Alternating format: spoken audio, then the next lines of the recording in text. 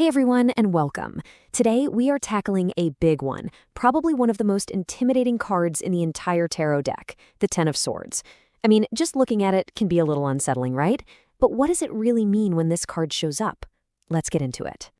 Okay, let's just be honest. Seeing this card in a reading can feel like a punch to the gut. It has this major reputation for being bleak, dramatic, and just tough. It often shows up when you feel like you've hit absolute rock bottom. And you can totally see why it has that reputation. The classic imagery is, well, it's brutal. You have a person lying face down with 10 swords literally sticking out of their back. The sky is dark, everything feels still. The whole scene just screams total devastation. It really truly looks like the end of the line. So let's start with the traditional upright meaning. And yep, it definitely confirms that feeling of a painful, unavoidable end to something big. The keywords here are pretty intense. We're talking about painful endings, betrayal, ruin, failure, complete and utter exhaustion. This card points to a major crisis or a collapse that might feel really sudden, even if maybe the warning signs were there all along. The key thing to get is that this isn't just a minor setback. This is the final blow.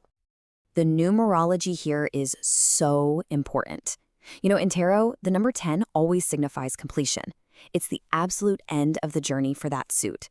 And for the suit of swords, which is all about our thoughts, our intellect, our conflicts, this card marks a tragic conclusion. But it's the conclusion needed to finally end that cycle of struggle. And we can see how this plays out in real life. In love, it often points to a final breakup or a really painful betrayal.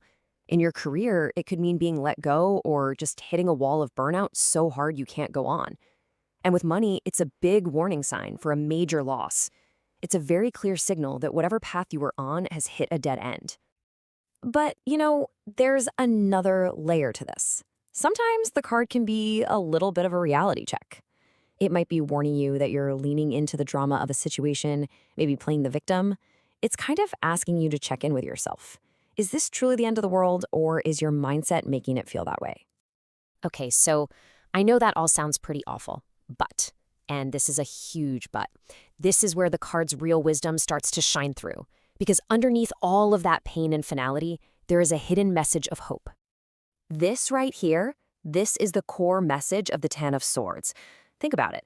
When you've hit the absolute lowest point possible, there is literally nowhere else to go but up. So this devastating end, it isn't just an ending. It's the solid ground you can now use to push off from. Now, if we go back to that super grim image, there's a tiny detail that's so easy to miss, but it changes everything. Look on the horizon. The sun is rising. The sky is starting to get lighter. This is telling us that the darkest hour is just before the dawn. The worst thing? It's already happened. The ordeal is over. And that is the ultimate takeaway here.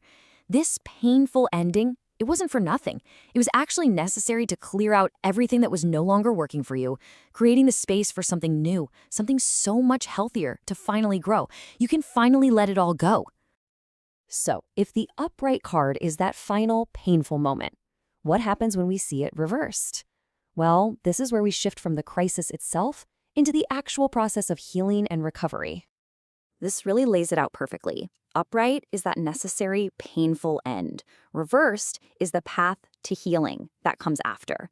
It's the move from the moment of impact to the process of regeneration. Metaphorically, the swords are finally starting to fall out of your back.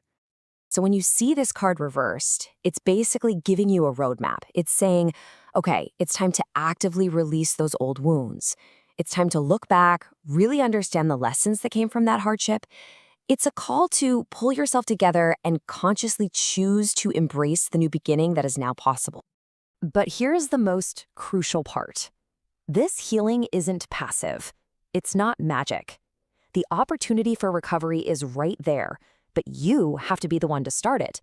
You have to make that conscious choice and effort to stand up, pull those swords out, and start walking toward that rising sun. All right, so let's bring all of this together. What is the practical, bottom line advice of the Ten of Swords, whether it shows up upright or reversed for you?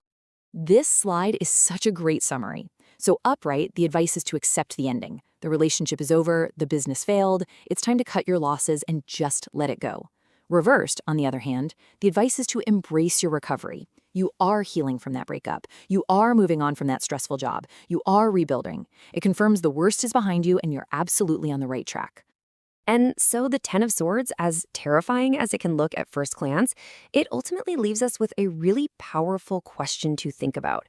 It's not just about what has been lost. It's about what you've gained in its place, a clean slate. So the question is, what painful ending in your life is actually creating the space for your next brighter beginning? We've created a beautiful Tarot Infographic Handbook and a Learn Tarot coloring book too. Check them out using the link in the description. See you next time.